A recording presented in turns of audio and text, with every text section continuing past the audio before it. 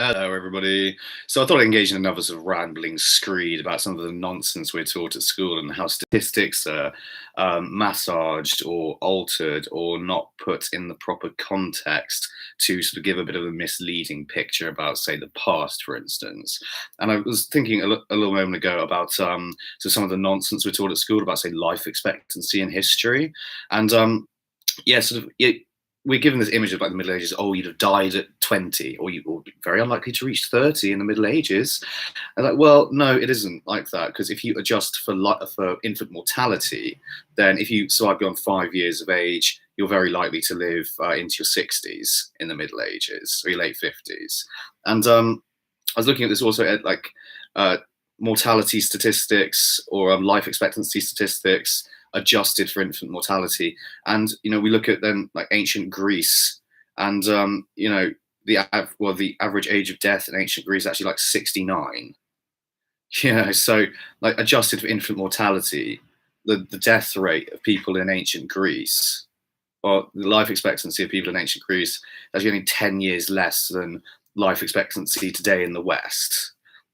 And I think this sort of demonstrates like really how far we've actually come in terms of a species, in terms of our medical sophistication compared to ancient Greece, which had rather a sophisticated medical establishment and rather sophisticated medical practices. And that civilization was sufficiently advanced to be able to allow people, putting infant mortality aside, anyone who lives past the age of 5 years or so to survive into old age, really. And we know like about ancient Greece, sort of loads of people were surviving into old age. You've got like old people in statues of old people with beards and whatnot. So yeah, it's not so surprising, really. And statistics like this crop up all the time, frankly. And we just live in a society full of so many health freaks and so many people sort of rabidly trying to live as long as they possibly can. And I've reflected on this myself, and I'm thinking like, maybe I don't really want to necessarily survive into my 80s. I mean, I want to live a full and productive life, certainly. But I think very much the mentality that, if you put it off what you want to do in life, say, I'll do it later, then you want more time to be able to do the stuff later on, don't you?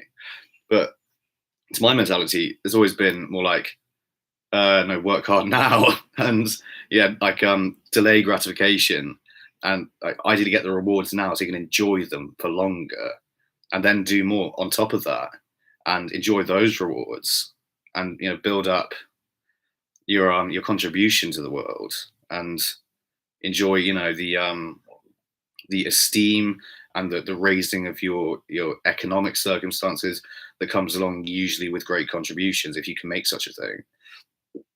And the attempt in itself is a valuable thing. If you go down a blind alley in your thinking, say, or you're going down a blind alley, and you should point that out to people so that they don't do the same thing, and point out why it's a blind alley, and that's a contribution. You see, and but then there's other things, sort of, like quite misleading pieces of research, and I tend to find very often that the more misleading something is, or the more obscurantist, or the more obfuscates a certain truth, the more it interests people, and it interests people particularly of a certain sort of political bent, or people who advocate a certain ideological stance, if a piece of research seems to support that stance that they kind of invested a lot of trust in and belief in, even if it's erroneous, skewed, and spurious. Since I was reading Joseph Poor's paper, and I did a video about this yesterday, on the greenhouse gas emissions from agriculture, and he's saying 30% of food's greenhouse gas emissions come from methane. From livestock and rice paddies, what he's talking about there, and so he's doing that like by mass. So like by mass, in terms of molecules, in terms of the amount of methane per square meter and the weight of methane per square meter versus carbon dioxide. Carbon dioxide per square meter weighs 0.71 grams. Methane weighs 717 grams. Methane is hence 1,000 times heavier in terms of its molecular weight than carbon dioxide. And mentioning this fact allows Paul to eat through those 3 decimal places that in the relative atmospheric, in terms of like the relative share of methane versus carbon dioxide as atmospheric constituents, since there's far less methane in the atmosphere than carbon dioxide. And furthermore, he doesn't bring up the fact that methane is thought to only be a 40 times more potent greenhouse gas than carbon dioxide, and hasn't adjusted for these things. This is statistical gerrymandering. This is very bad, very, very naughty science is what that is. That is misleading. And everyone who, I'm sorry to say, in the vegan activist movement, like, will lap up these statistics because obvious supporters. There's a guy from Oxford doing it fantastic. Like, not adjusting for nearly enough other factors, I'm sorry to say. And we have a misleading picture. And this does climate science no favors. This doesn't point in the direction of anything helpful at all in us being able to address the greenhouse effect and climate change, since carbon dioxide is responsible for 5.8 times a greater contribution of 5.8 times greater than methane, because there's so much more carbon dioxide than methane, in spite of the fact that methane as a molecule has a 40 times greater impact on the greenhouse effect than a molecule of carbon dioxide. So yes, methane is increasing in the atmosphere, and it's not a total non-issue either. It's not like worthy of no consideration. But I suspect the majority of the methane that's causing a net contribution to the greenhouse effect is coming from things like shale gas drilling and natural gas drilling reserves and leaks of natural gas, all of which is methane. So yeah, this is slippery and very sneaky, because Joseph Paul, like, a lot of research council money actually comes, you'd never guess, from oil companies and pharmaceutical companies and big tech firms, heavy industry oil companies. They sort of like pump money into things like climate research, either to make themselves look better or actually to sponsor bits of research that pick a different target other than oil, coal, and natural gas. So emerging technologies are suppressed, and they get their profits ring fenced, and they're more secure in their profitability, rather than, say, investing in renewables themselves and having renewable energy firms as subsidiaries of an oil company, which I think a lot of renewable companies actually will be pretty reticent to do, because like we don't really want to get bound up with an oil company. You can see what I mean in like their practices, right? So, and yeah, we all know about the pharmaceutical lobby influencing drug legislation and whatnot to ring fence their profits and like maintain their monopoly and prevent things like cannabis legalization, step on things like psilocybin research, because you can't patent psilocybin, or you can't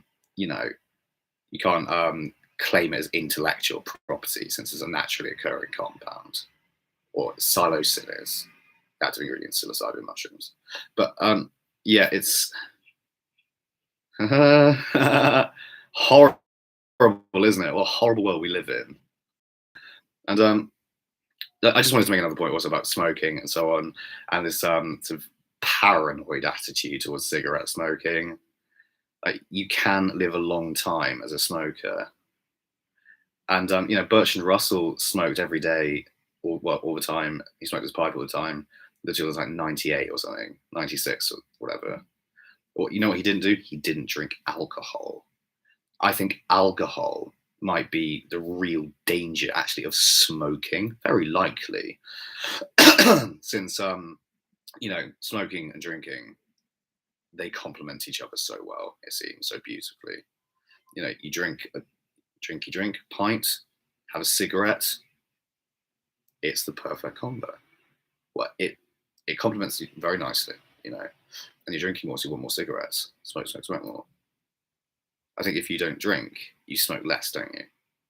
I was thinking about some wiry little men you'd see working on the docks, who are clearly in their 70s, 80s, pipe hanging out their mouth, old Victorian photos and what have you, and they're working class men, and they're probably very good shape, very healthy, probably not gluttonizing and eating terrible things, getting heart disease and whatnot. Are very likely possibly not drinking all that much. Though they might drink also. But yeah, I mean, I think alcohol might be really bad for you. It might be a really bad thing.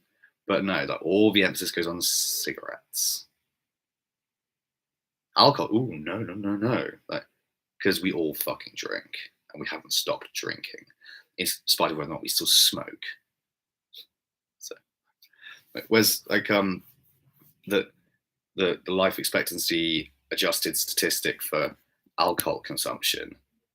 So just Google it. Might be out shortly. Effects of alcohol on life expectancy. I've never heard statistics like this mentioned anyway.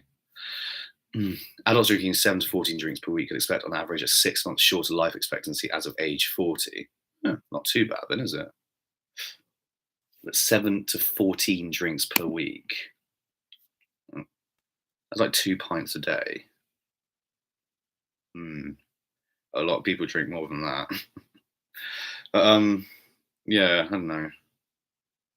Maybe I haven't gauged that properly. Effectively, I've been unfair on smoke. It's good for the environment because it kills you. Thank you everyone for watching. Bye bye. Love you guys. It's a bit of a ramble this time. Yeah.